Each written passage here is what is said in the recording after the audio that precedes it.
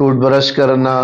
یا صرف مسواک کرنا، جبکہ وضو کرنا مقصد نہیں ہے، تو خالی برش کرنے کے لیے یا صرف کلی کرنے کے لیے بہت سے لوگ افطاری کے بعد معتکف حضرات کلی کرنے کے لیے جاتے ہیں، یا مسواک کرنے کے لیے جاتے ہیں، یا برش کرنا چاہ رہے ہوتے ہیں، وضو نہیں کرنا چاہ رہے، تو اس کے لیے وضو خانہ جو کہ مسجد سے باہر ہوتا ہے اس میں جانے کی اجازت نہیں ہوتی۔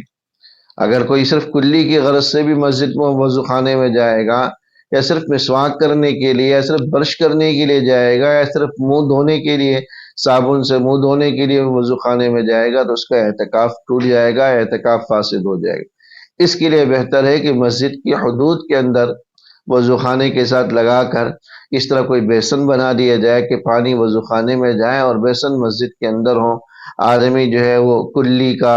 اور اسی طرح مسواک کا اور اسی طرح جو ہے برش کا بوقت ضرورت یا منہ دھونے کا اگر عمل ہے تو وہی مسجد کے حدود میں رہتے ہوئے اس واش بیسن میں کر لے، اس طرح کے پانی بھی مسجد میں نہ گرے اور جو ہے اس کا یہ عمل بھی ادا ہو جائے، کلی وغیرہ بھی ہو جائے، تو اس کا اہتمام کرے۔ صرف اس کے لیے وضو خانہ اگر جائے گا تو اس کا اعتکاف فاسد ہو جائے گا، اس کا اعتکاف ٹوٹ جائے گا۔